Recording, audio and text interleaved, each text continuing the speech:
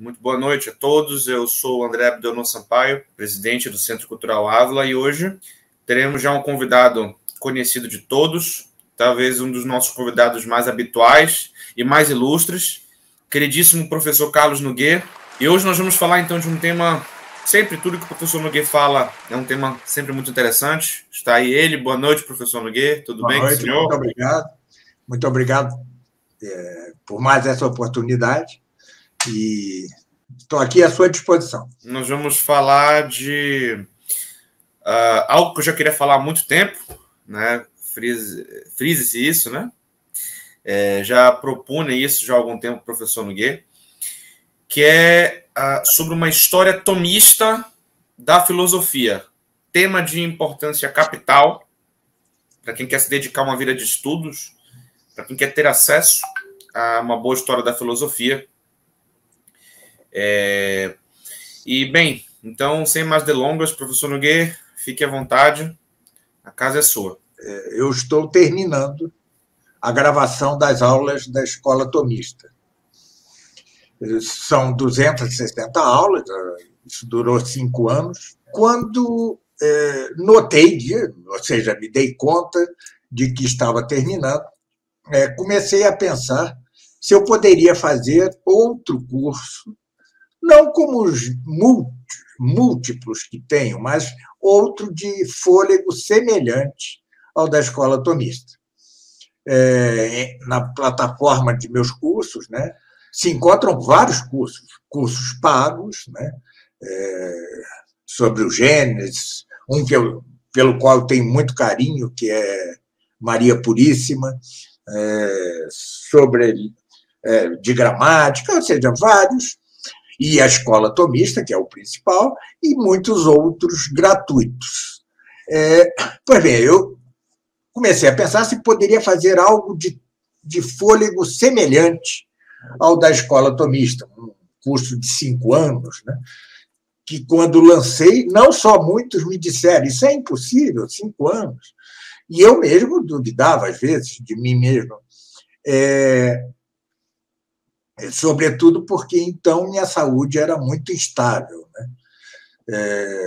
Eu hoje estou com a saúde estabilizada, graças a Deus e graças a um grande médico, mas eu, durante esses 5 anos de gravação da Escola Tomista, eu tive umas 15 internações ou mais, né?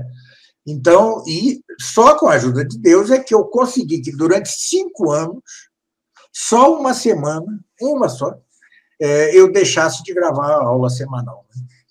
Mas, mesmo assim, agora, sim, depois disso tudo, depois desta verdadeira aprovação, né, eu, com a saúde já bem estabilizada, apesar de mais velho,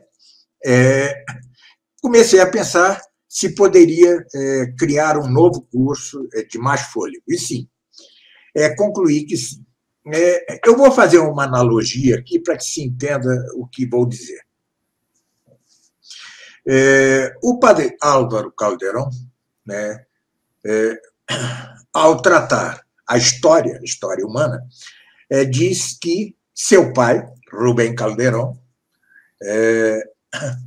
começou da história e alçou-se à teologia. E que ele, Calderón,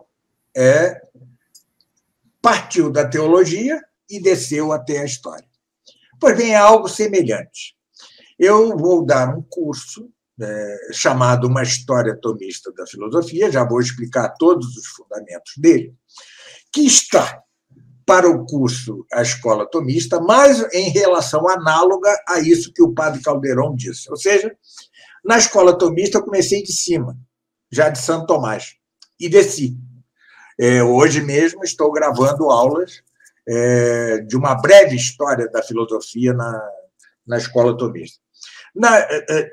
No curso por uma história tomista, uma história tomista da filosofia, eu partirei de baixo e me alçarei até Santo Tomás.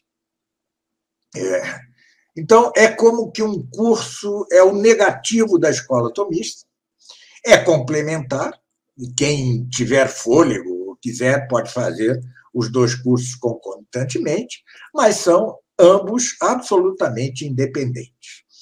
Pois bem, mas quis eu fazer este curso tão somente porque eu precisava de um novo curso. Claro que eu preciso de um novo curso, mas não é esse o móvel principal. Sempre me pareceu, sempre, que as histórias da filosofia, todas, incluindo as melhores, incluindo as católicas, pecaram por algo central. Todas elas, de algum modo, constituíam como desfile de doutrinas ao longo de milênios, né? Sem um eixo, um centro, uma plenitude e sem um fim, sem uma finalidade. Agora, mudemos de analogia e recorramos à história humana. Se toma a história humana sem um centro, sem um apogeu, sem um eixo e sem um fim pré-determinado, cai-se ou na mera descrição factual de eventos, o que não é mal em si, ou se cai na loucura iniciada ali na decadência da Idade Média, e que perdura até hoje, de querer que a história tenha um fim em si mesma, imanente. Temos, então, o liberalismo, cujo fim, né, é a democracia plena. Temos o progressismo, entendam a que me refiro com esta palavra. É aquilo que começa com Bacon e com Descartes, que é a visão prometeica do homem, né?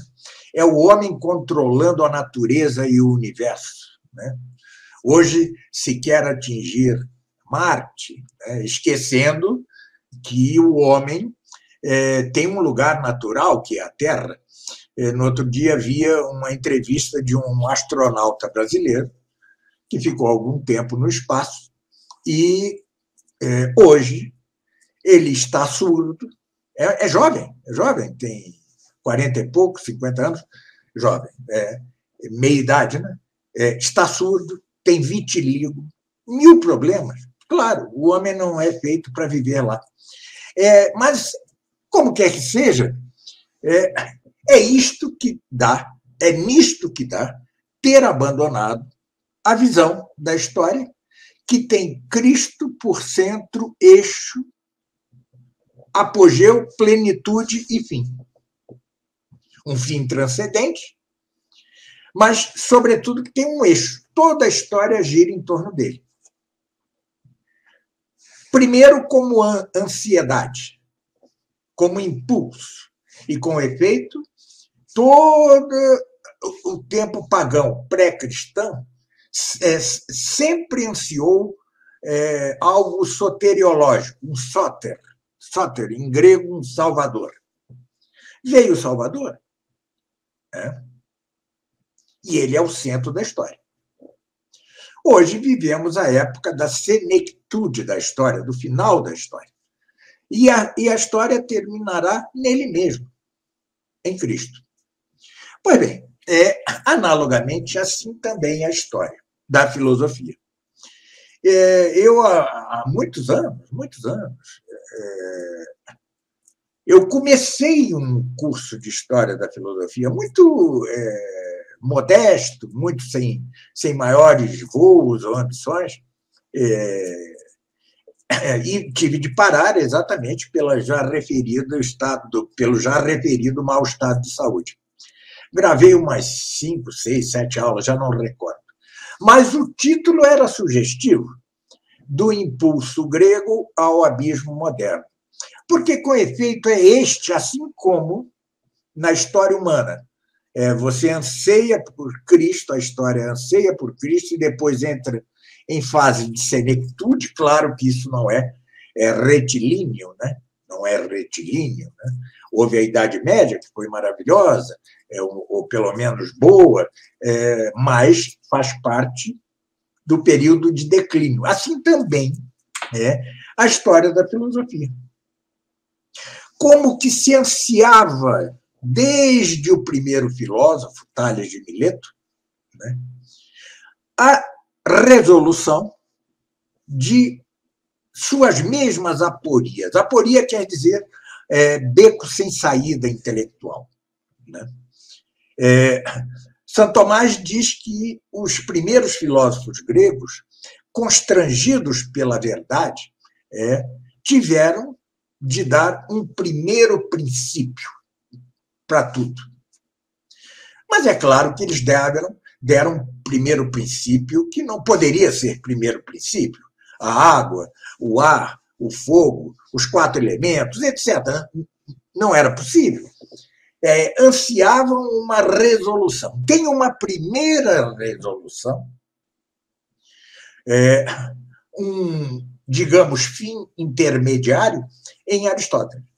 Aristóteles é a superação, a resolução, a solução de todas as aporias anteriores, incluindo as de seu grande mestre, Platão.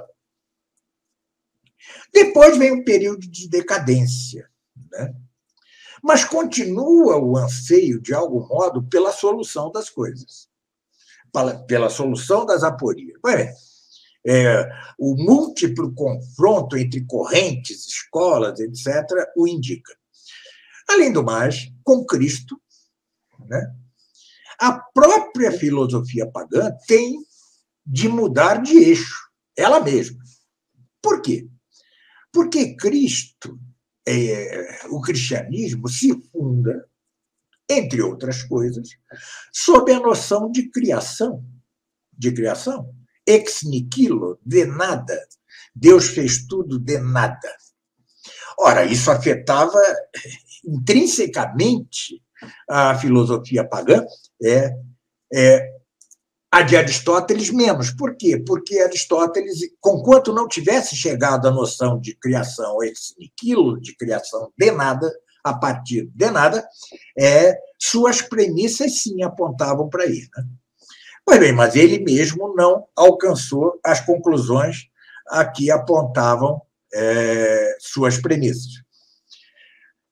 Então, a filosofia pagã vai encetar seu último esforço para responder à doutrina da criação. E o cume disso é Plotino, né? O neoplatônico por excelência. Toda a sua metafísica truncada, né, é uma tentativa de responder à doutrina da criação cristã. Bom, e paralelamente a esta reação, então, os primeiros teólogos e apologistas cristãos veem a necessidade de sustentar, de algum modo, a sacra doutrina, né, na filosofia pagã. Entenda-se bem, não é que a sacra doutrina, a fé, etc., necessitem da filosofia, não. Ela é perfeitíssima em si. O que necessita da filosofia é nossa débil inteligência para manter-se na fé. Havia um filósofo católico belga, Marcel Descartes, que desandou, cuja obra desandou no final. Ele retornou à noção de história cíclica dos hindus, etc., do hinduísmo. Mas ele dizia algo muito interessante no seu penúltimo livro, salvo engano, A Inteligência em Perigo de Morte. A fé é vertida em um recipiente, em um vaso. E que vaso é este? É a razão, o intelecto humano. Né? Pois bem, se esse intelecto, se essa razão está rachada, fendida por más doutrinas, a fé tende a escorrer por essas frestas. Então, é para isso que os primeiros teólogos, apologistas cristãos necessitavam da da filosofia pagã. E logo teremos um segundo momento alto.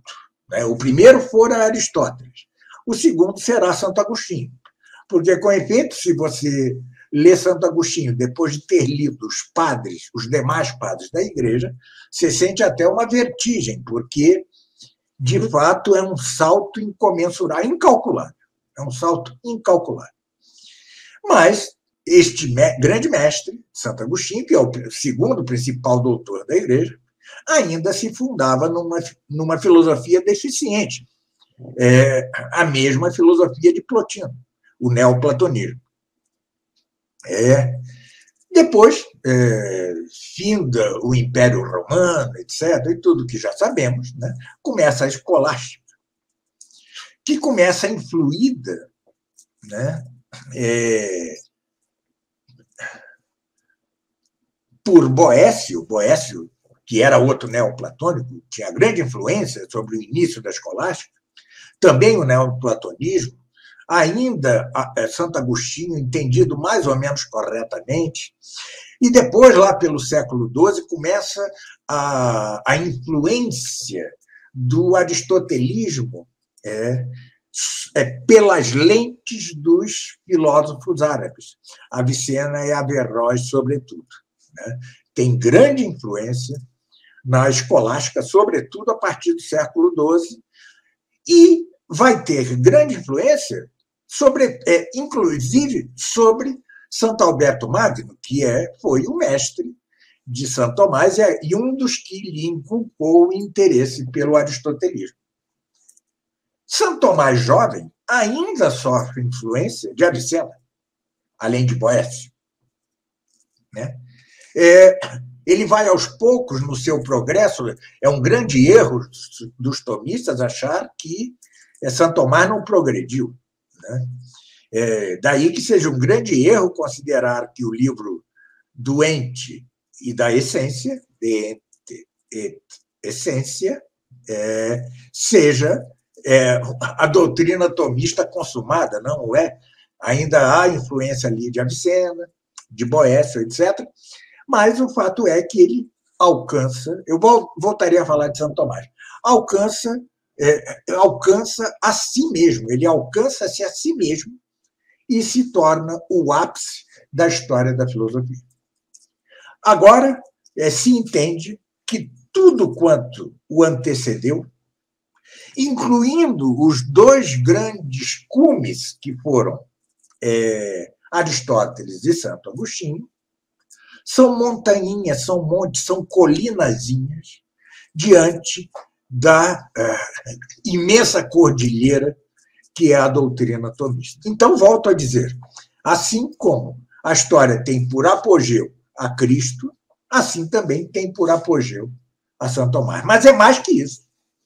Cristo não é só o apogeu da história, Cristo é o fim da história, pois também o Santo Tomás. Ele é o fim da história da filosofia. A partir dele, há dois caminhos: negá-lo ou segui-lo. Não há outro caminho. Ou negá-lo ou segui-lo. E é exatamente o que vai dar-se na época da senectude, da velhice, da história da filosofia, cujos estertores, as váscaras de sua morte, se ouvem hoje em ronquidos terríveis, né? Ronquidos de imposturas intelectuais, coisa de que voltarei a falar. Então, meu curso, cujo nome já diz tudo, uma história tomista da filosofia, será um curso com eixo e fim. Não um desfile, não um mero suceder de doutrinas que, mesmo no caso das melhores histórias da filosofia, que são católicas, mais confundem que esclarecem o leitor. O leitor sai dali como que empanzinado de doutrinas que ele é incapaz de discernir por si. Veja, as duas melhores histórias da filosofia, a meu ver, as três, são de católicos. Um é Giovanni Reale, que não era tomista. Ele mesmo se dizia platônico, plotiniano, agostiniano. Né? Bom, eu já mostrei no escrito que é impossível ser plotiniano, agostiniano, conquanto Plotino tivesse influenciado filosoficamente a Santo Agostinho.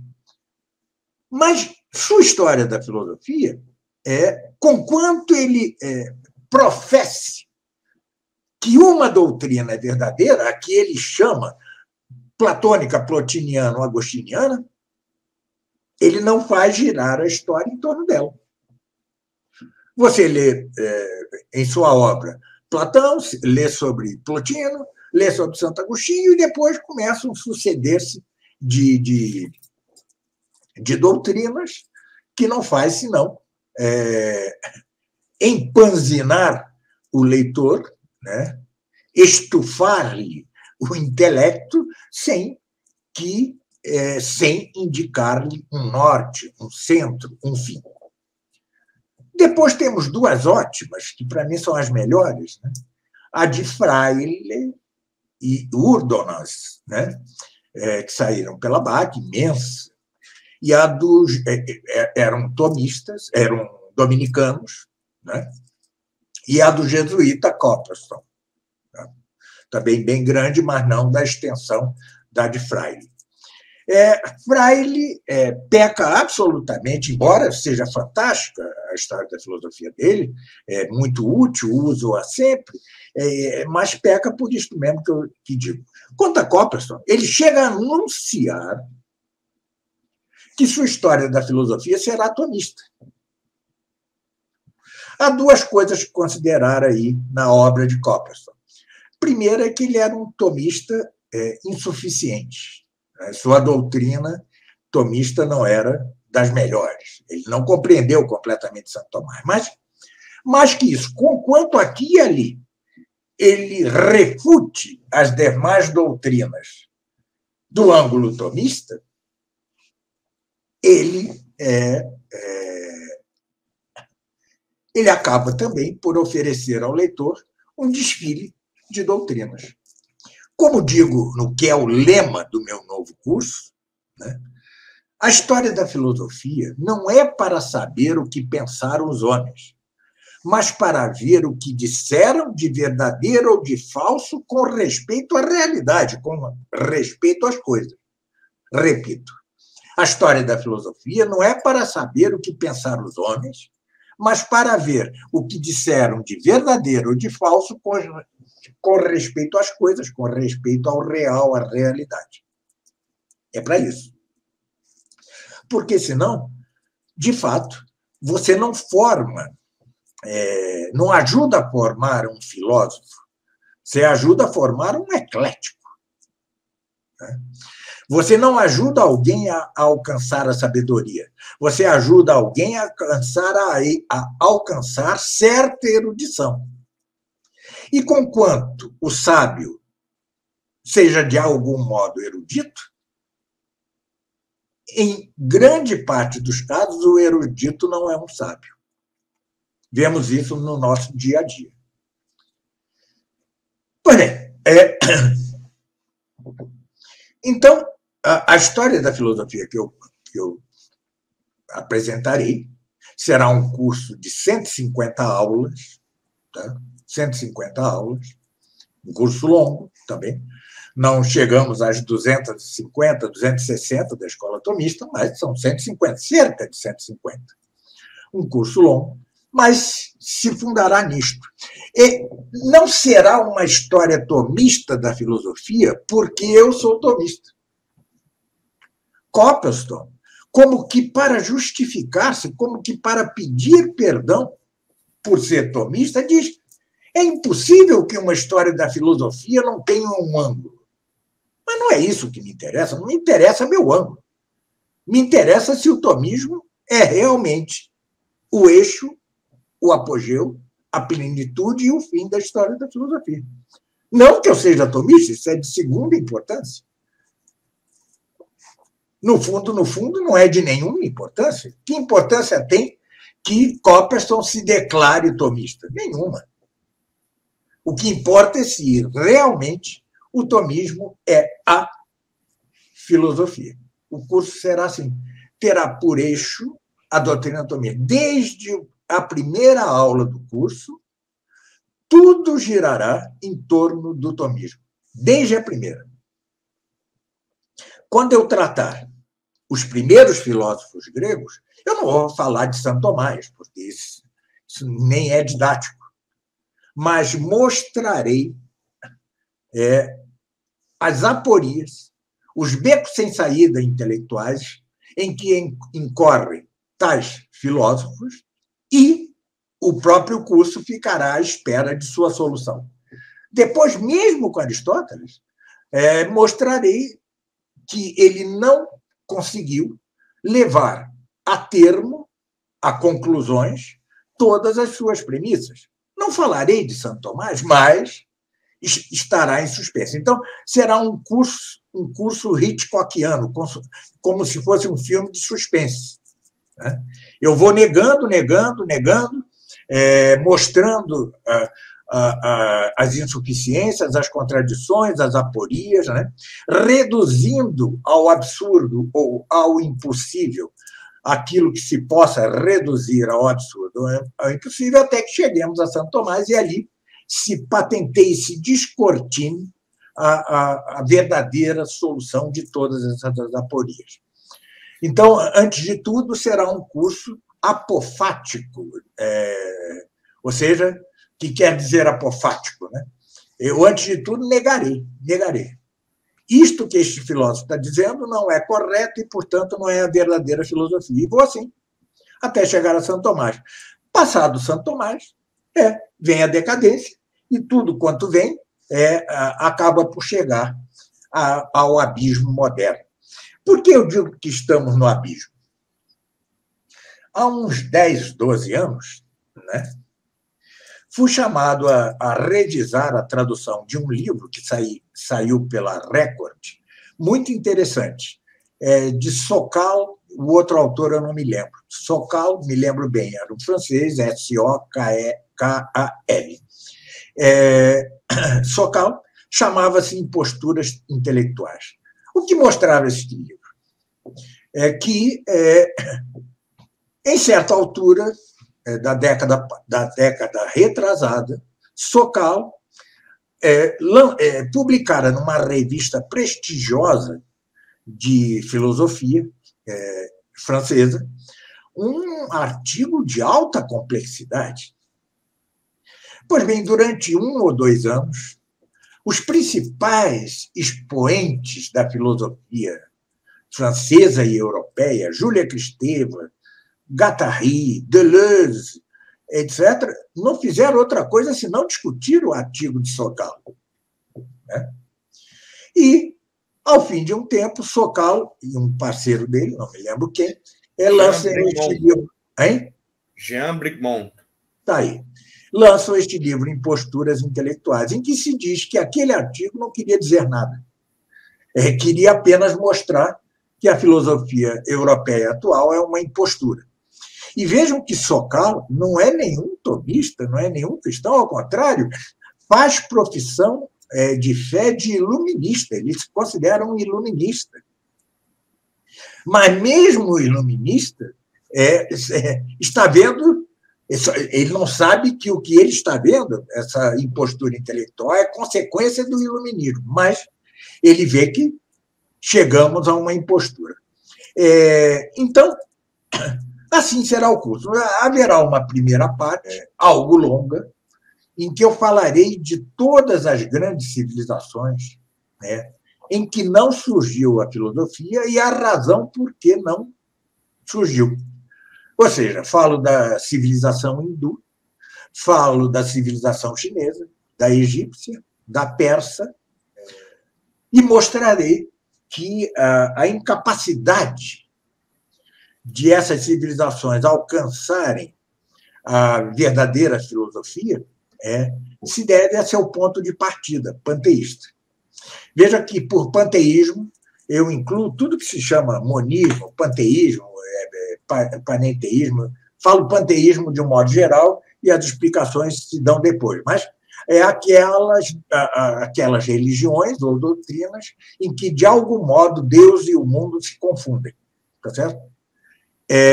Isto é a causa de eles não alcançarem a verdadeira filosofia. Explico brevemente para que vocês entendam.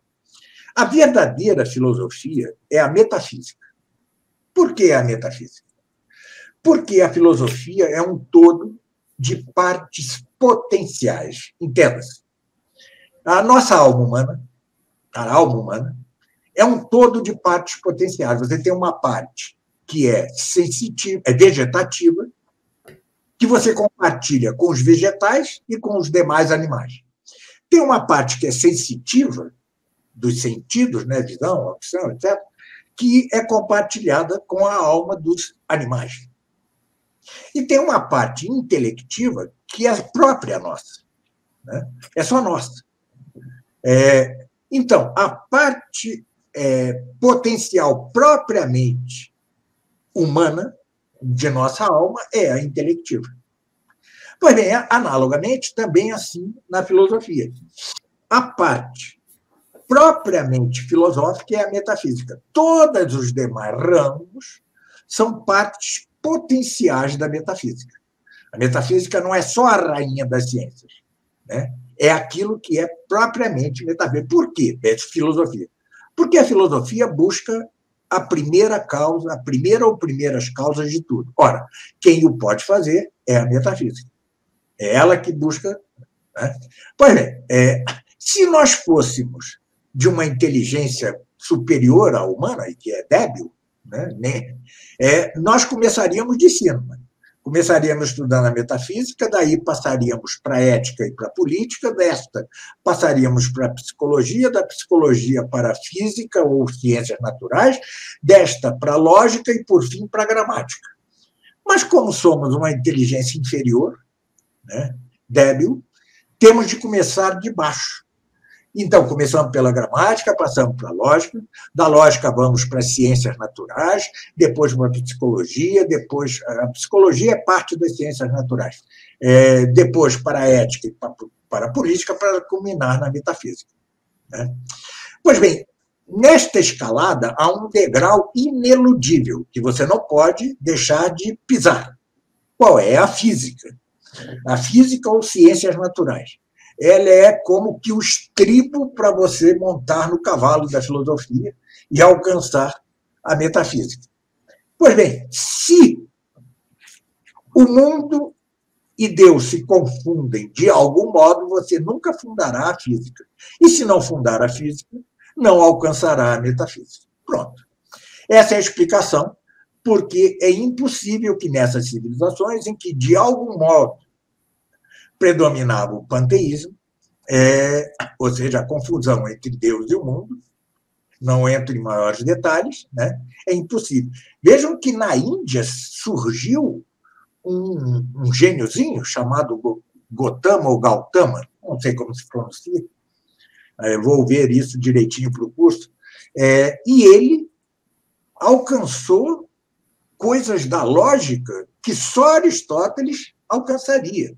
Ele chegou a formular algo parecido com as categorias ou predicamento de Aristóteles. Chegou a formular algo próximo do silogismo, que é a grande conquista lógica de Aristóteles, e, no entanto, parou por aí. Claro, ele era um panteísta. Obviamente, ele não conseguiria chegar à verdadeira metafísica porque, panteísta que era, não alcançaria a física, e sem alcançar a física não é possível alcançar a metafísica. Claro, eu estou simplificando, tudo isso tem meandros muito importantes de explicar e darei no curso, né? Então, eu começo o curso primeiro justificando o próprio curso, mostrando em que ele é benéfico, Depois mostro a ordem em que se dará, como a escola tomista e todos os meus cursos. Este também terá início, meio e fim, né? Eu não ocuparei os alunos com digressões pessoais, e depois mostrarei as dificuldades com que depararei e os recursos que terei para superar estas dificuldades. Eu não faço senão seguir a Santo Tomás. Santo Tomás, no prefácio do seu comentário à Ética, a Nicômaco, diz que quem faz um prefácio busca 3 coisas. Primeiro, granjear a benevolência do leitor, o que se consegue mostrando a utilidade da obra que você vai escrever. Segundo, adquire do leitor, né, a confiança, dando a ordem e as partes da exposição. E, por fim, deixa o leitor em suspense. Como? Mostrando as dificuldades que você enfrentará. Então, o leitor vai esperar como se resolverão aquelas dificuldades enunciadas. Então, essa será a primeira aula. Depois, partirei para a história do pensamento, digamos assim, das grandes civilizações, excluída a grega. Depois mostrarei as razões prováveis porque surgiu na Grécia a filosofia. Mostrarei a ligação disso com a história sagrada humana, né? Porque a filosofia ela é fundada pelos jônios, e os jônios não são senão os descendentes de Jafé, o filho mais novo de Noé, que recebe exatamente uma bênção do pai que indicava que eles resgatariam a sabedoria natural perdida depois do pecado. De Sam, que era o filho de Sem, que era o filho mais velho, 1000 anos depois, nascerá Abraão, com que Deus fará ele é herdeiro da promessa. Né? Herdeiro da promessa. Então, de um lado, a descendência de Sem vai dar ao povo judeu, e de outro lado, hebreu, né? E de outro lado, vai dar ao povo jônio e grego, tá certo? E sua filosofia. Professor, muito interessante, magistral exposição. Uma coisa interessante, de todas as coisas que o senhor disse foram interessantes, mas uma coisa que me chamou bastante atenção é justamente o problema que as histórias da filosofia encontram com o problema do ecletismo, né? E o fato do ecletismo ser, de certo modo, uma miragem intelectual e impedir a consecução da sabedoria, o alcance da sabedoria. Grande parte disso, talvez o senhor pode me confirmar se essa minha análise é acertada ou não, mas ela se dá também por uma tentativa, por uma concepção mais ou menos equivocada do que seria a filosofia, né? E achando que você partir de um ângulo seria, de algum modo, já contaminar uma suposta neutralidade que se deveria ter na história da filosofia como uma mera coleta de dados, né? Como se fosse uma mera coleta de dados. O papel do historiador da filosofia seria coletar dados, expor, né, o que cada homem pensou de uma maneira supostamente acrítica, né, digamos assim, e transmitir isso de modo mais ou menos coerente, com uma linha, né, com uma narrativa coerente, com uma linha histórica fundamentada. Uhum. E, bem, o sábio não é um colecionador de citação tão somente, né? Uma pessoa que se contenta em colecionar citações, ela ainda não alcançou a sabedoria. Uhum. Isso se daria, em grande parte, também por não se fazer a devida distinção entre filosofia e ciência, quer dizer, por se fazer a errônea distinção entre filosofia e ciência. Uma coisa que a gente aprende na escola tomista desde o começo, ou pelo menos assim, uma coisa que já se tem, né, deixada de modo claro no seu início, é de que não há verdadeira distinção entre filosofia e ciência.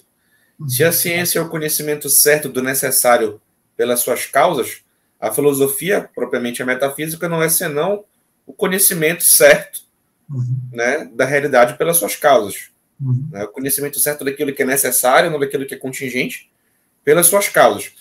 E a gente ouve muito em outros ambientes, outros locais, a gente ouve por aí essa ideia de que a filosofia só se dedicaria à causa formal e à causa final das coisas. E a ciência se dedicaria à causa eficiente e à causa material. A filosofia seria como uma elaboração humana baseado em certo contexto histórico-cultural, em certo contexto histórico-geográfico, dependendo da sofisticação linguística de cada época e de cada local, acerca da realidade. Enquanto a ciência seria a descrição mais ou menos exata, né? A gente, em muitos locais se ensinam isso até hoje, e em muitos locais se tem essa concepção até hoje. Por isso que muitos veem a filosofia como uma mera elucubração, como uma mera especulação vazia, né? E vê a ciência como aquilo que conferiria de fato um rigor, uma certeza propriamente dita. Mesmo quem pretenda defender a filosofia, incorre muitas vezes nesse erro. Tudo que você... Essa minha análise... Tudo que você disse é correto, tudo que você disse é correto. Eu só vou arredondar, tá certo? Então, uma coisa é a distinção infausta entre filosofia e ciência, como você disse. Hoje em dia, a chamada ciência moderna, de fato, se distingue da filosofia. Mas por quê? Por deficiência. Exatamente porque ela abandonou as 4 causas, tá certo? Ela abandonou as 4 causas e, em verdade, se reduz à causa eficiente mecânica. É a isto que se reduz a ciência moderna. E quando Einstein resolveu combater isto, né, incorreu em algo muito pior, que é o relativismo. Bem, a outra coisa é que as histórias da filosofia não sabem distinguir bem entre filosofia e teologia. Tá certo? E isso se deve também a uma má concepção da ordem das disciplinas. Até hoje, ainda tomistas se influem pela ordem da disciplina dos estoicos, até hoje. Bem, mas há algo pior que tudo isso. Isso são ingredientes do bolo, tá certo? Mas há algo pior. É a vergonha de ser tomista. Eu ontem gravei uma live também, em que eu pude expor isto que vou expor aqui agora. Quando Santo Tomás morre, o mundo conjurou contra ele. Os padres seculares, os averroístas latinos, os franciscanos, os dominicanos, o mundo se conjurou contra ele e a sua doutrina foi condenada, né, pelo bispo parisiense Etienne Tampier, em parte, não foi totalmente, mas partes dela foram condenadas, sob o silêncio do Papa, então, reinante, ou seja, João XXI, que fora Pedro Spano, um português adversário acérrimo de Santo Tomás e um nominalista avant la lettre. Bom, isso teve um impacto horrível, as universidades se tornaram antitomistas, tá? E, não muito tempo depois, João XXII, tá, suspende tal condenação e canoniza Santo Tomás. E vai dizer que, para sua canonização, nem sequer seriam necessários os mais de 300 milagres comprovados em vida e após a vida. Bastaria uma página da Suma Teológica, que já é um milagre. Isso disse João XXII. Bom, a partir daí, nós temos verdadeiro magistério ordinário infalível. São 40 papas dizendo que a doutrina da Igreja é a doutrina de Santo Tomás. 40 papas. Isso não é pouca coisa, hein? São 40 papas em 7 séculos. É muita coisa. Alguns forma absolutamente contundente, como Bento XIV, que foi um dos mais sábios papas da história. Outros, como Leão XIII, os quatro, assim, os que se destacam, é João XXII, Leão XIII, Pio X, Bento XV e Pio XI. Esses são os que se destacam, né? E os dois últimos, Bento XV e Pio XI, são os que dizem expressamente que a doutrina de Santo Tomás é a única que a Igreja fez sua. Tá? Pio X já havia dito que tanto a teologia como a filosofia de Santo Tomás são a da Igreja. Tá certo? E, por isso, pedira a canonização da filosofia de Santo Tomás com a elaboração das 24 teses tomistas. Ele morreu, quem as promulgou foi Bento XV. Pois bem, tudo isto é verdade. O problema é que o clero não seguiu o magistério da Igreja. Esse é o fato. Como o magistério da Igreja nunca decretou isto por magistério extraordinário, infalível, tá certo?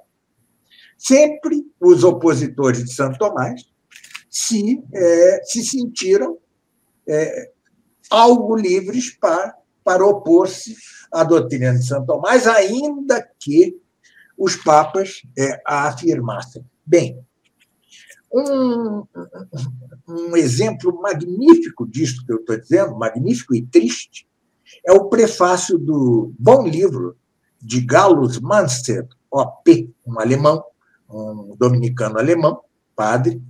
La Essentia del Tomismo. Do tomismo. Pois bem, a apresentação desse livro é de estupefar. Ele quase pede perdão por ser tomista. Ele diz, eu não quero obrigar ninguém a ser tomista, entendeu? Mas todos me acusam porque eu sou tomista. Ou seja, nunca o tomismo foi hegemônico dentro da Igreja, apesar, vejam que história, apesar de os papas, sim, terem sido tomistas. Isso é de estupefar e merece até um tratamento monográfico à parte, né? Um livro à parte, tá certo? Quem lê aquele texto bom do Santiago Ramírez, a autoridade de Santo Tomás, ou do tomismo na Igreja, depara com um conto de fadas. Ele vai dizendo todo mundo que apoiou, ao longo da história, o tomismo. Sim, mas ele não mostra o lado negativo, ele só mostra o lado róseo da coisa. Ele também tem um artigo sobre o que é um tomista de verdade, né? Não, isso é outra coisa. Mas, então, como o Concílio Vaticano II, rui o tomismo. O tomismo se torna absolutamente marginal. Mas como é que é possível que uma igreja inteira chegue a isso se antes já não estava contaminada? Claro que sim, entendeu? Isso não o Concílio Vaticano II não foi um cogumelo que surgiu abruptamente depois da chuva. Isso tem uma preparação. E o fato é que o tomismo, os tomistas, que foram heróis, tirante um que outro, como Maritain, que é o corruptor do tomismo, mas todos foram heróis. E, no entanto, é como um país sitiado pelo inimigo numa guerra. Ele sabe que vai perder a guerra e que o inimigo vai tomar o país inteiro. O que ele faz? Se tiver bom senso, ele dá uma parte do território, não dá? Tá certo? Toma uma parte do território e a gente assina um acordo de paz. E foi isso que aconteceu. Os tomistas foram cedendo, pouco a pouco, partes de seu território, ainda que sem o saber. Isso não era consciente. Mas na faculdade, primeiro com os escotistas, depois com os averroístas, primeiro com os averroístas, depois com os escotistas, depois com os nominalistas, e depois com os cartesianos, e depois com tudo mais, com os jesuítas de segunda geração, não com os da primeira, que eram tomistas, sempre, depois os jesuítas, depois da Aeterni Patris, voltam a Santo Tomás, mas de forma precária, muitas vezes. E sempre o tomismo esteve cercado, e houve sempre concessão. Um exemplo grave, dramático, trágico, é quanto à política.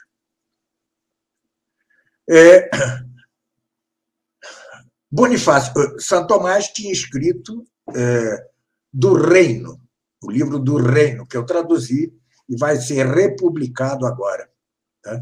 Creio. Bom, ali ele afirma a doutrina política central, que também é da doutrina social da Igreja, a de que o poder temporal, ou seja, o Estado, para simplificar a coisa, o poder temporal se ordena essencialmente ao poder espiritual, ou seja, à Igreja, assim como o corpo se ordena essencialmente à alma, no composto humano, assim como a natureza se ordena essencialmente à graça, no justo, e assim como a razão se ordena à fé, na teologia sagrada. Isto é porque antes, já os papas, por exemplo, é o caso de Inocêncio III, né, que comparou a Igreja e o Estado, o poder temporal e espiritual. O poder espiritual era o Sol e o poder temporal a Lua, cuja luz depende da luz do Sol. Depois, Bonifácio VIII, já morto Santo Tomás, na bula Unam Sanctam, diz que a Igreja tem dois gládios ou espadas. Um é a espada espiritual, que é manejada pela mão do sacerdote, e outra é a espada temporal, que é manejada pela mão do guerreiro, mas sob império do sacerdote. Pois bem, tanto o que diz Inocêncio III, como Bonifácio VIII e outros papas, né, é o que nós chamamos analogia de proporção imprópria. Que isso quer dizer, não é que seja falso, mas é metafórica, né? São simples, são comparações simples. As três analogias que eu já citei de Santo Tomás são analogias de proporcionalidade própria, não metafórica. Pois bem, com a ofensa a Bonifácio VIII, sua prisão, sua morte, com a violência contra a Igreja crescente da parte dos monarcas absolutistas, depois de João XXII, que foi o último a relembrar esta doutrina toda, João XXII, o que canonizou Santo Tomás, depois dele a Igreja recua, os papas recuam. Nem sequer o Concílio de Trento é capaz de relembrar essa doutrina.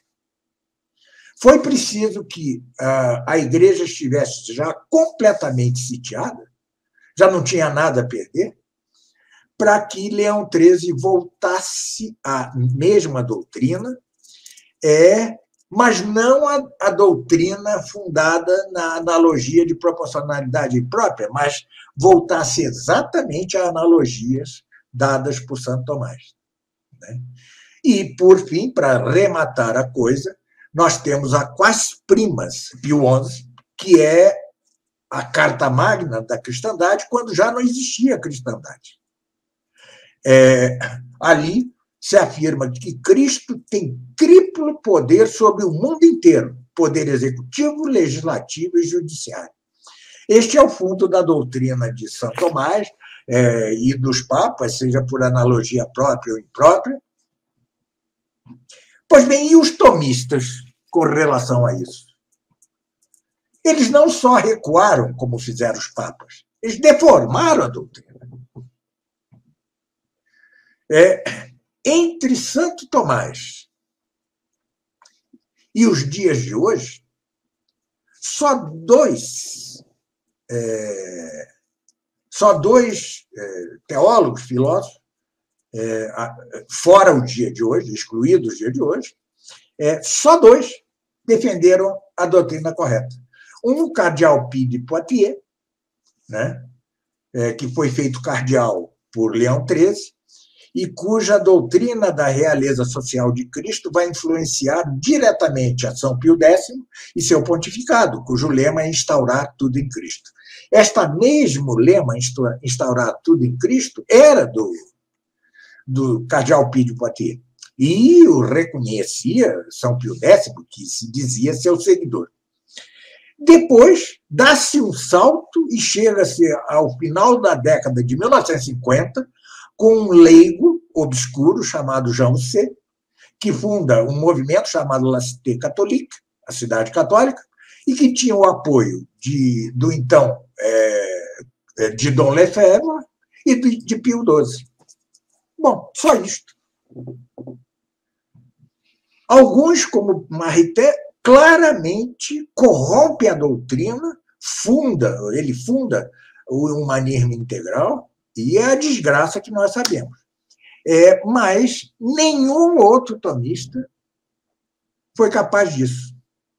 Foi capaz de reafirmar a doutrina correta. Vejam que gravidade.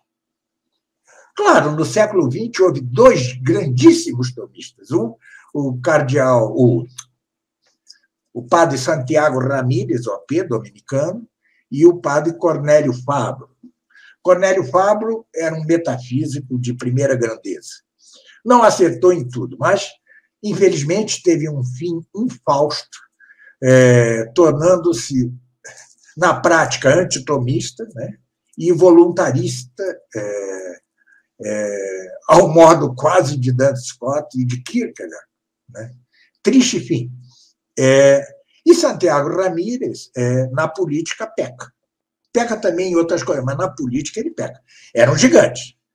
O grande estudioso da analogia, o grande resgatador da ética, da teologia moral de Santo Tomás, é o grande resgatador.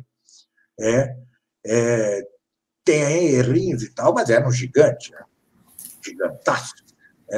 Mas na política, né? Mesmo o cardeal Ottaviani, que era tomista, né? No esquema preparatório do Concílio Vaticano II, né? Quando trata das relações entre Estado e Igreja, incorre em erros. Né? Não é capaz. Hein? Santiago Ramírez era chamado, às vezes, de doutor da beatitude, né? Da beatitude. Ele realmente conseguiu resgatar algo que estava perdido. Por quê? Desde o Concílio de Trento, porque qual foi a preocupação com o Concílio de Trento? Formar confessores, tá certo? E essa preocupação é legítima. Mas, através, sobretudo, dos jesuítas, a coisa se torna quase um imperativo categórico kantiano, só que católico. Tá certo? É a manualística, em que, veja, os dois grandes trabalhos sobre a moral são a Ética Nicômaco, de Aristóteles, né? E a segunda parte da Suma Teológica de Santo Tomás. São os grandes ápices. Ambas se caracterizam por duas coisas. Por uma coisa, começam a sua doutrina moral pelo fim do homem. Qual é o fim do homem? A beatitude. Claro que a de Santo Tomás não é uma ética natural, é uma teologia ética, né? Teologia moral. Então, além desse mérito de Aristóteles, ela acrescenta o fundamento da caridade, tá certo? A teologia moral, então, se funda no fim do homem, que é a beatitude, e se funda na caridade. Então, isso se vai perdendo depois do Concílio de Trento. O próprio Santo Afonso Maria de Ligório, né, com seu equiprobabilismo, incorre nisso, tanto que o primeiro tratado do seu imenso teologia moral é o Tratado da Consciência, e não do fim. Ele em nenhum momento vai falar de fim, no seu enorme... Claro que ele não erra, e a Igreja reconheceu isso, porque na época havia duas correntes antagônicas. Um eram os rigoristas, que eram os jansenistas, heréticos, e o outro eram os laxicistas. Como hoje, né? Tudo pode, né? Tá certo? Havia isso já. E ele, com o equiprobabilismo, ele vai no meio e dá uma orientação segura para os confessores. Os confessores, a partir daí, saberiam julgar o que é pecado mortal, o que não é. Mas Nada disso, tudo isso com um ângulo muito racional, racionalista, entendeu? E fundado na filosofia da consciência.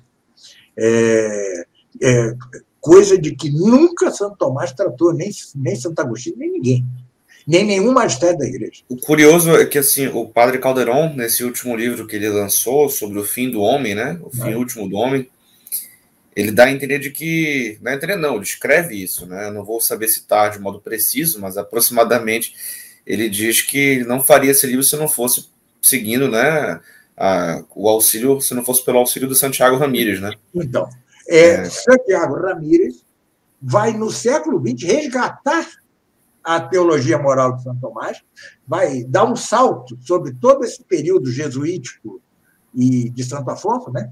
E da manualística, vai dar um salto e vai resgatar, com um defeito, com dois defeitos.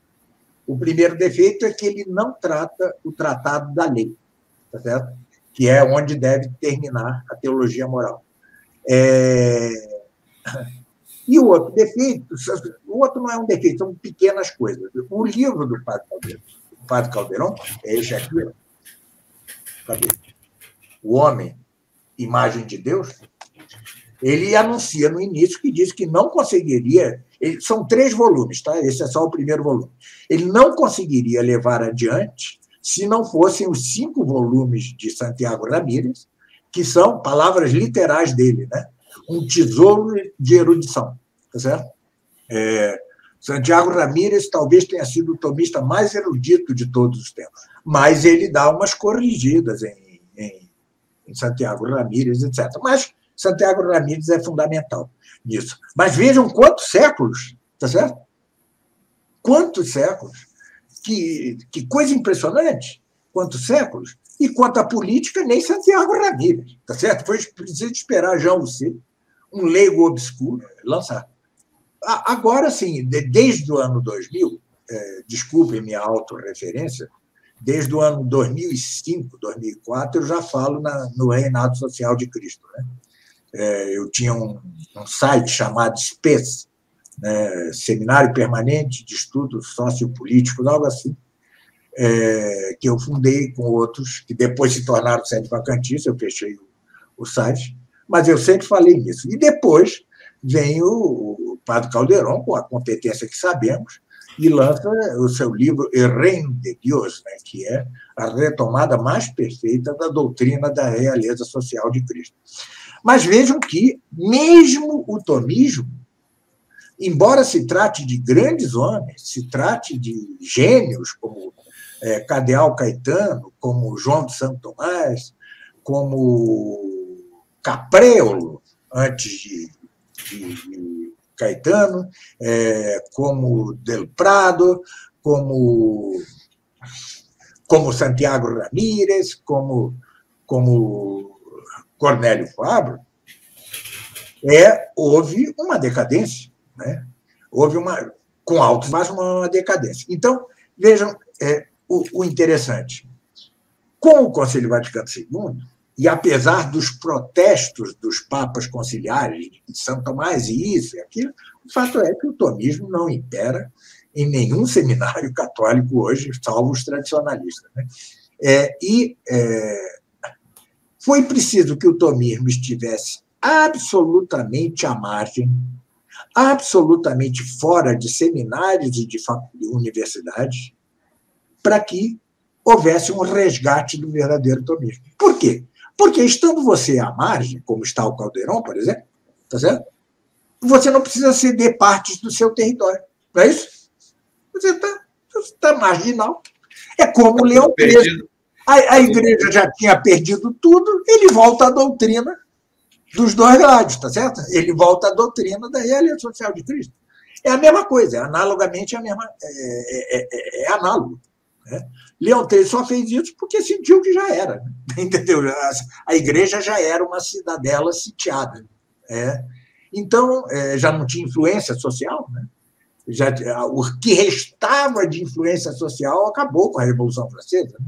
Uma coisa também interessante, já que nós estamos entrando na questão da ética, né? A gente ouve muitas besteiras por aí, muitas mesmo, né? e de pessoas que tentam indevidamente associar ou fazer uma comparação. Claro, comparações devem ser feitas, mas associações ou tratar como se fosse algo equivalente ou bem semelhante, né? É indevido.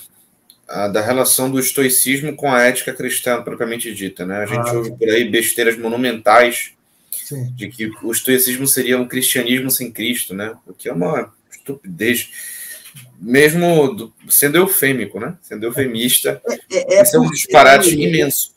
Na escola no curso de História Tomista da Filosofia, o senhor irá abordar essa distinção entre, digamos assim, as aproximações e as diferenças entre a ética estoica, a ética aristotélica e a ética cristã propriamente dita. Se você fizer a caridade de pôr aí na descrição o link para o programa do curso, para a ementa, né?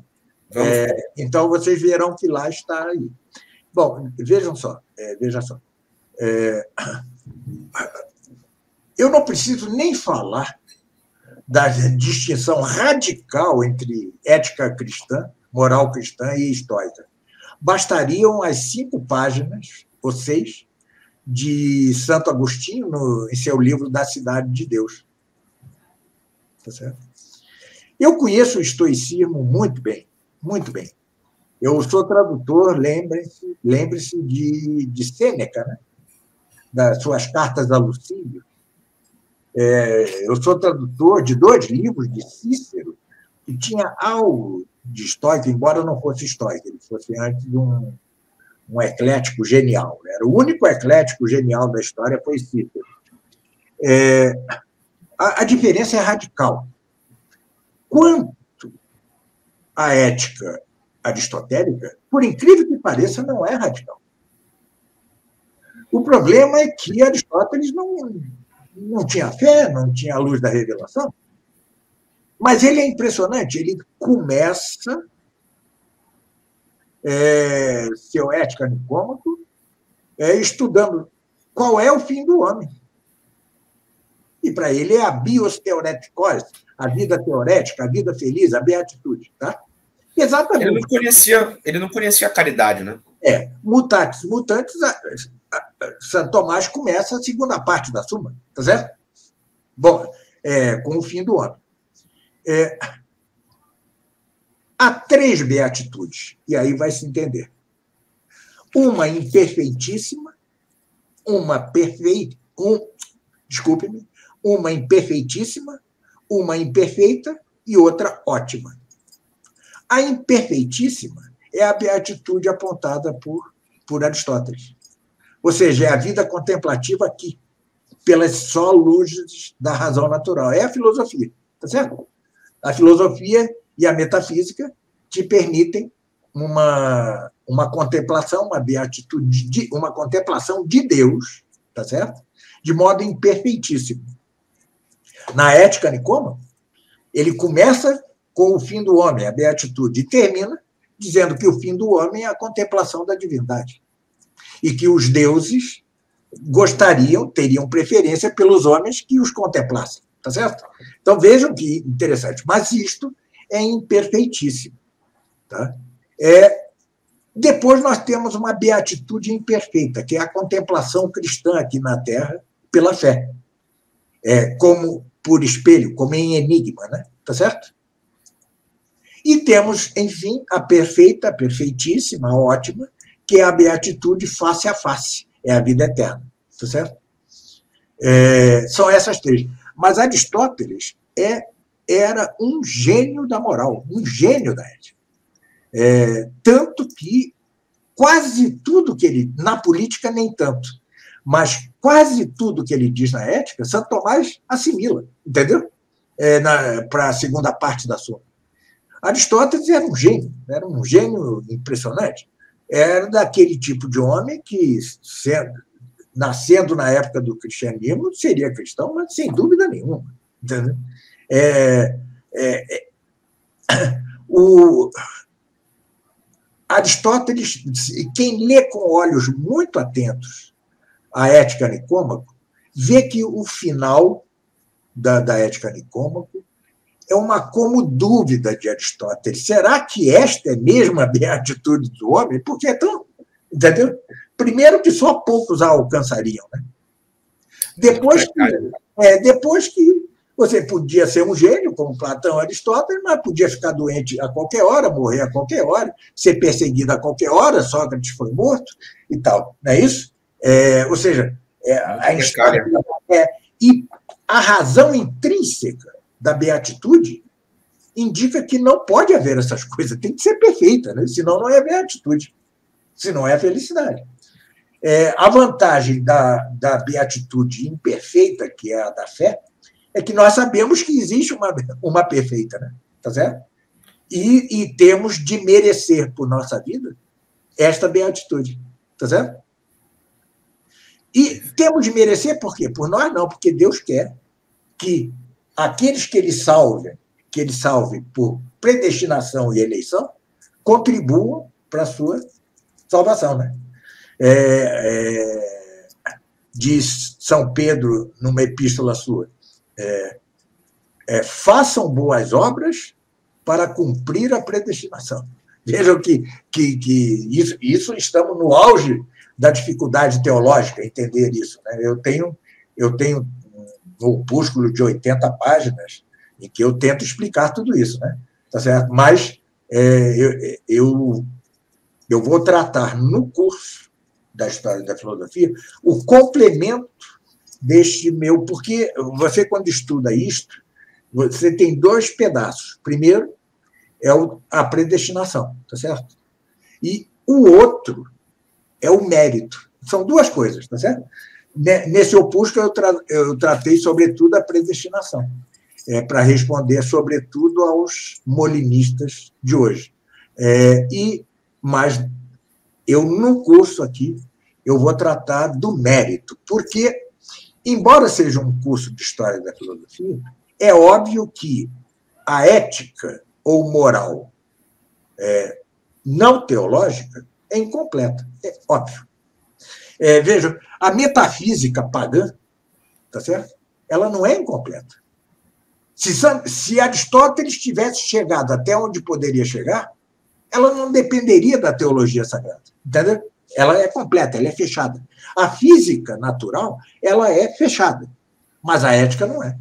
Tá certo? Por quê? Se Aristóteles diz o fim do homem é a beatitude, e a beatitude que ele indica é imperfeitíssima, você tem o direito de se perguntar, não haverá uma perfeita? Será que a perfeita não será após esta vida? Seria uma dúvida natural de Aristóteles, e eu acho que ele a tinha.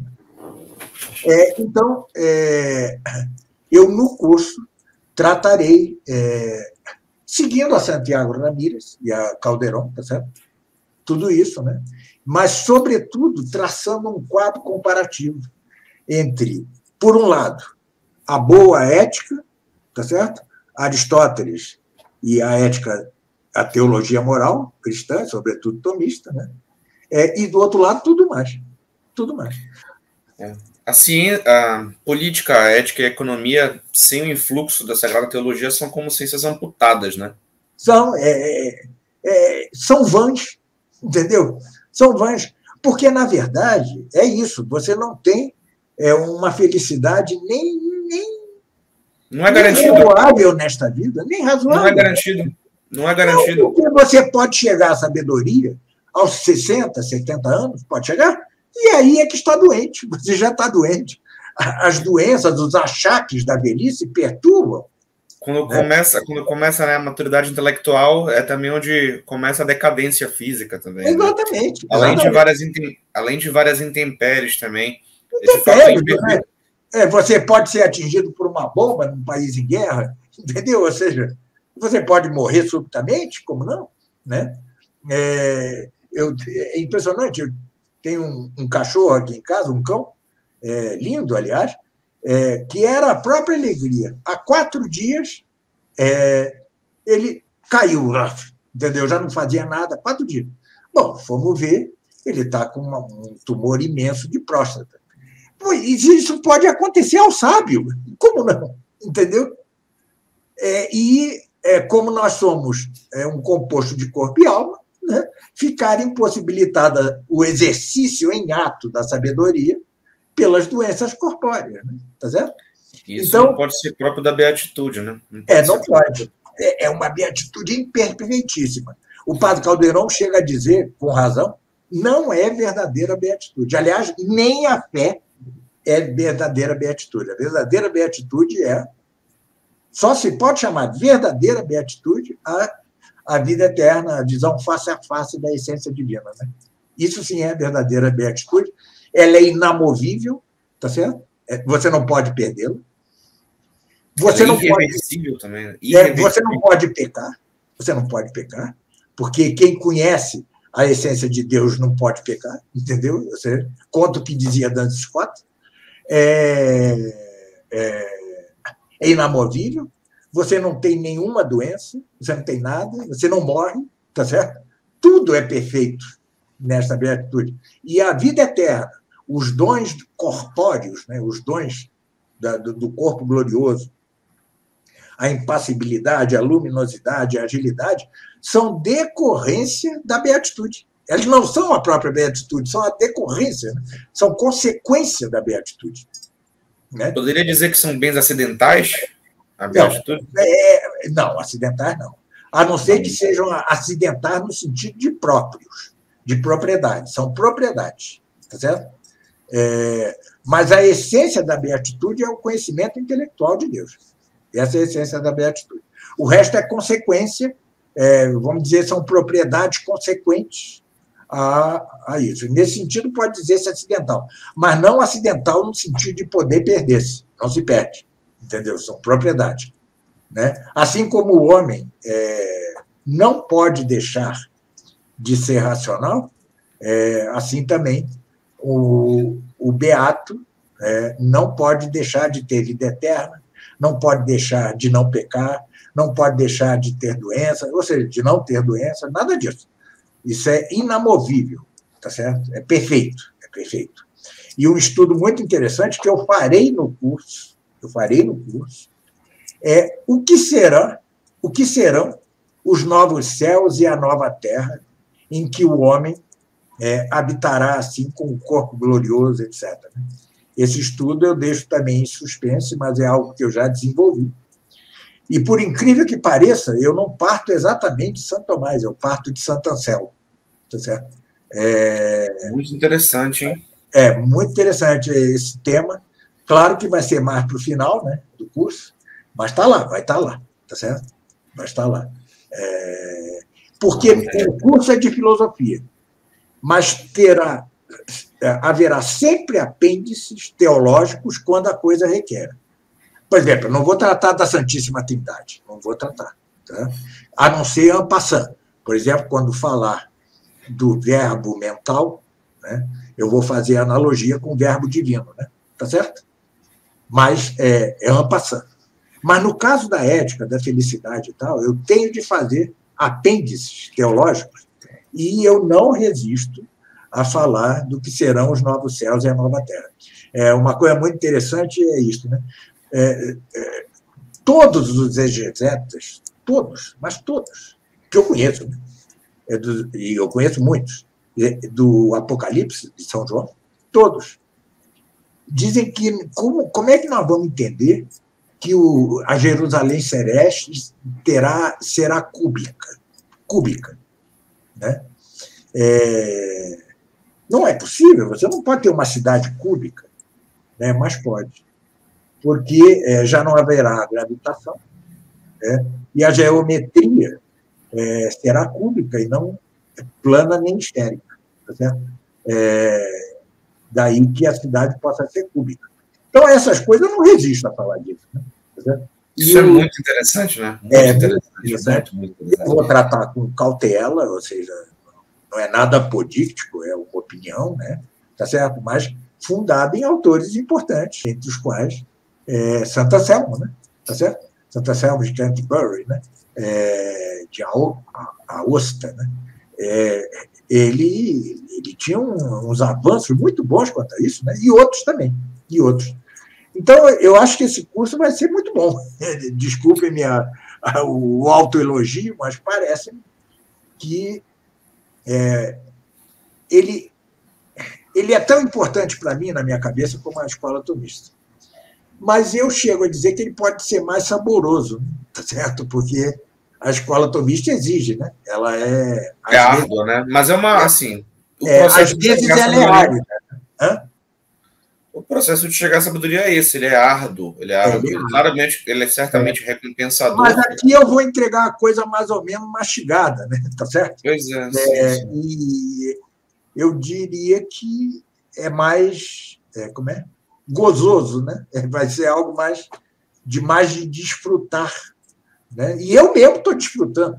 Eu estou absolutamente alucinado, porque eu não paro de pensar nisso e em outras coisas. O livro que vai sair no fim do ano, né? O livro que vai sair no fim do ano vai ser um petardo, eu asseguro a você e a todos. Né?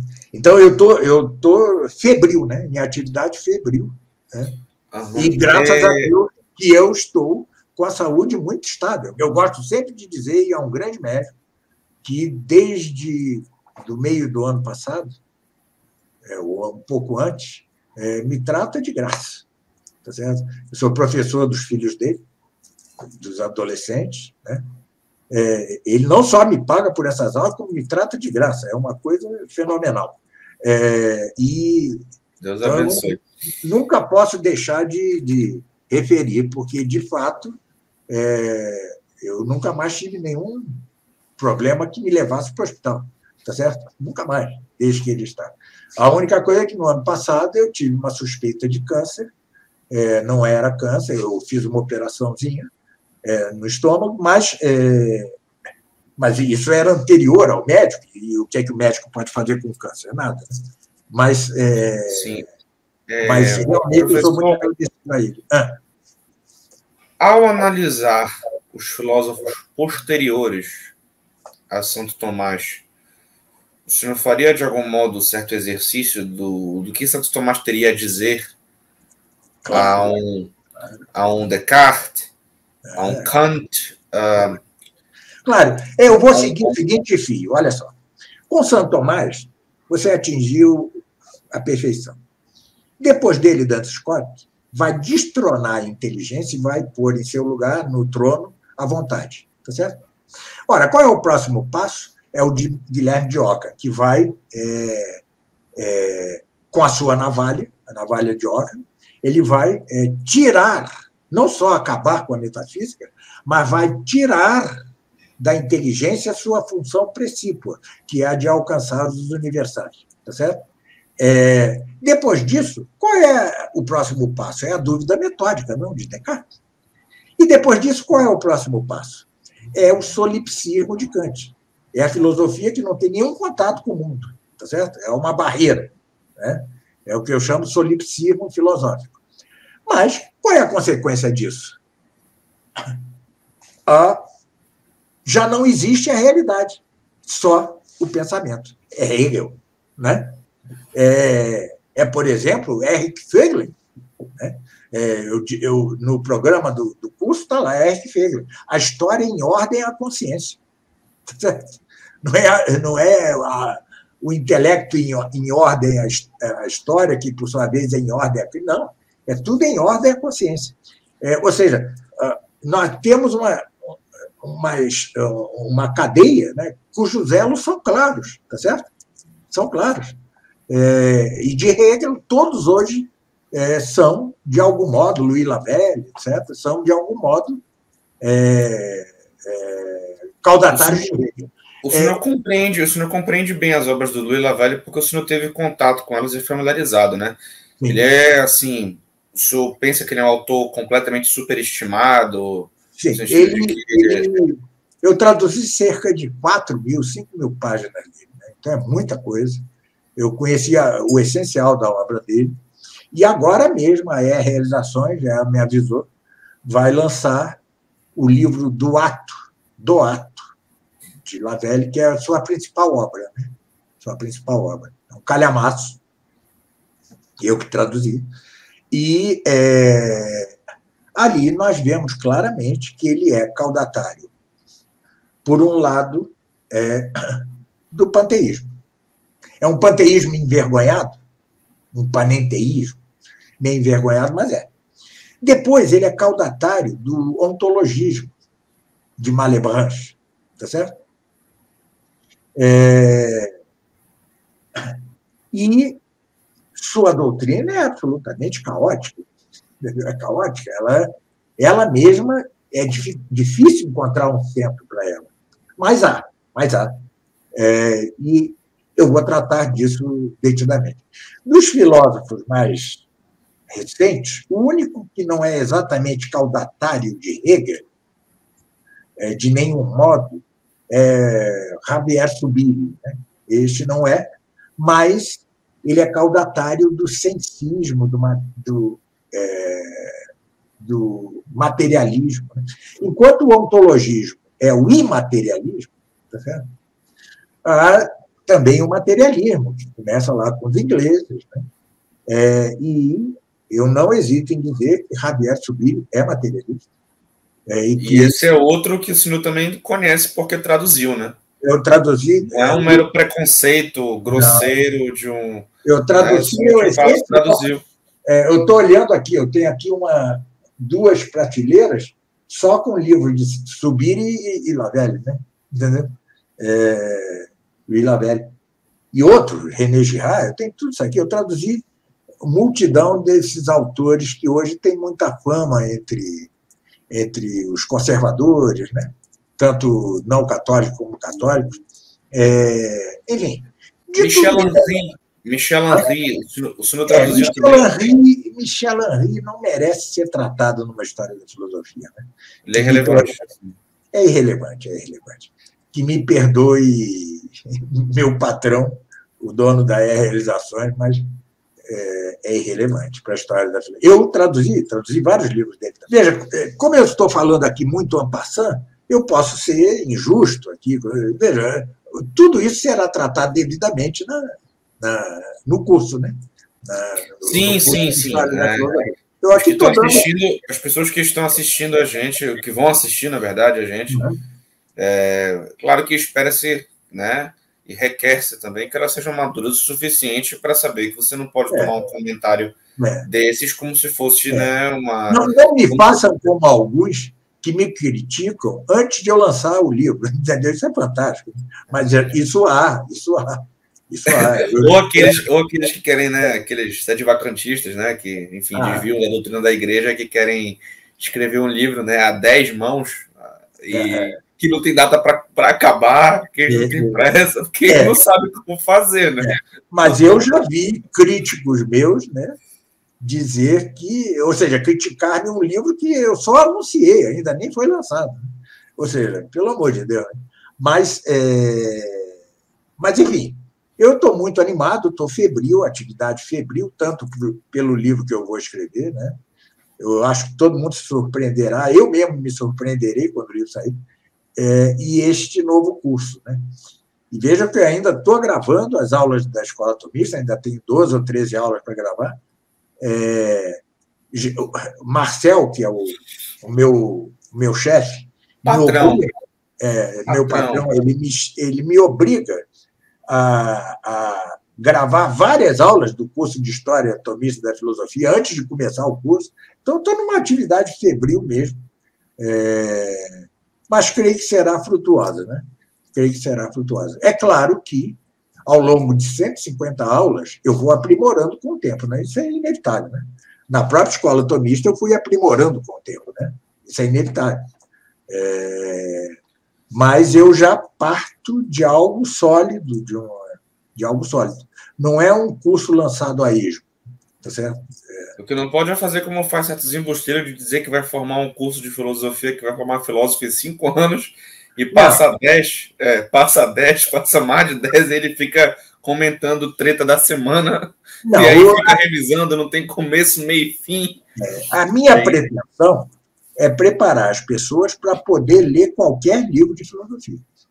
Que é uma pretensão modesta, né? Sólida, boa, mas é uma pretensão modesta. Mas qualquer.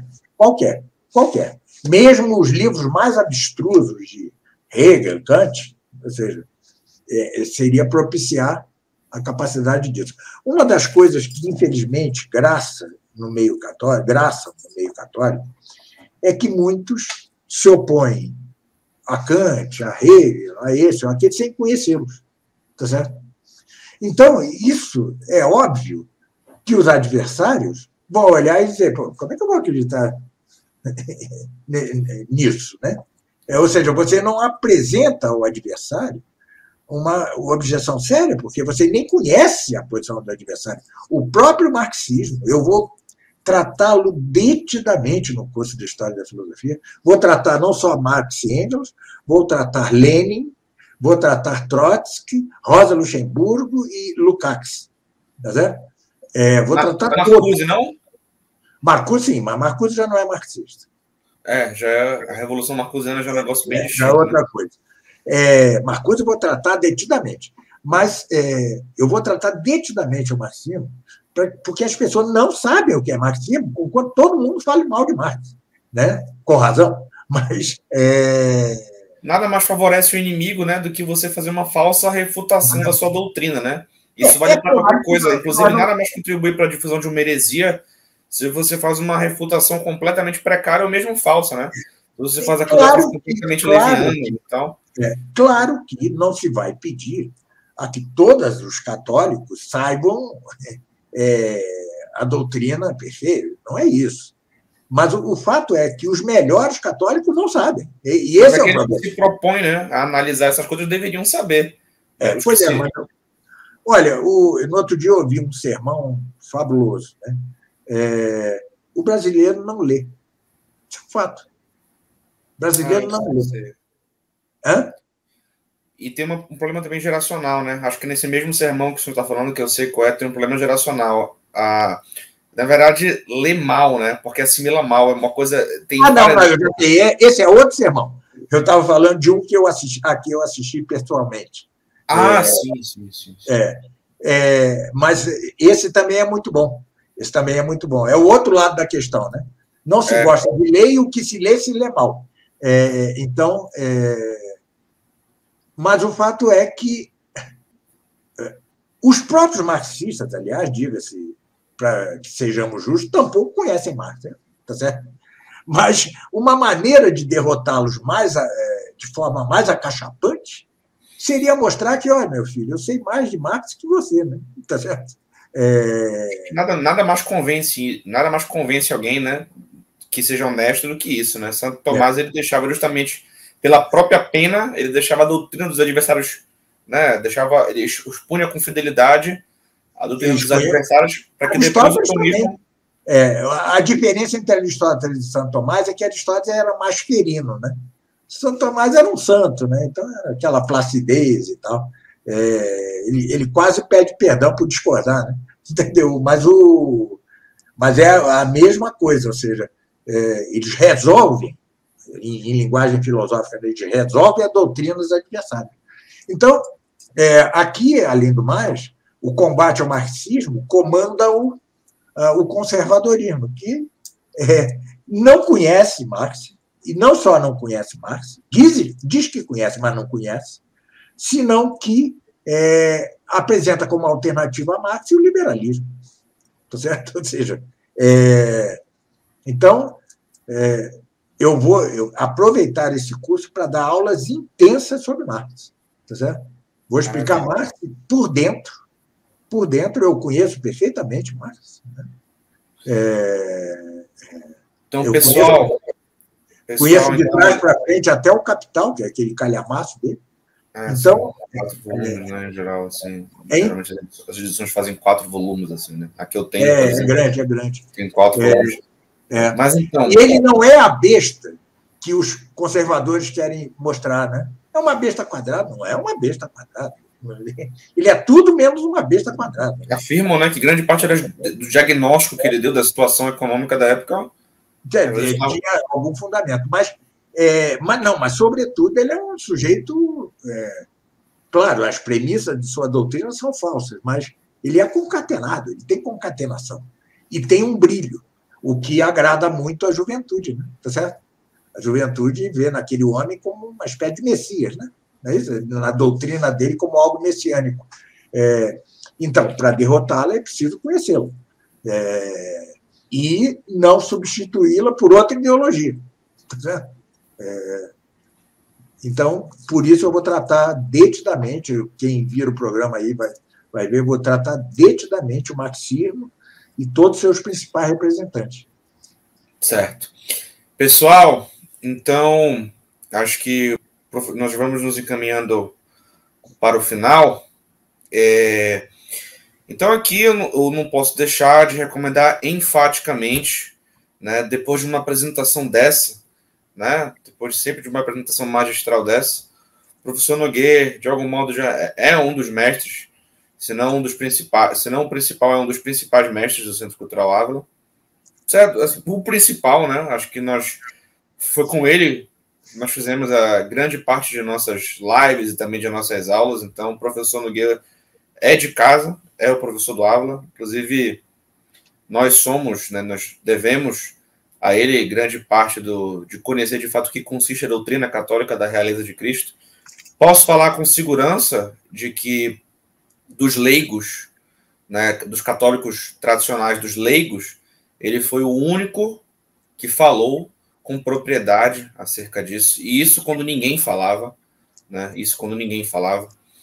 E bem, não posso deixar de recomendar esse curso do professor Nogueira. É um curso interessantíssimo, um curso necessário, né, para que se busque certa orientação, né, certo ângulo, para que se veja a história da filosofia por um ângulo correto, né, e para que se tenha justamente um senso de orientação seguro, né.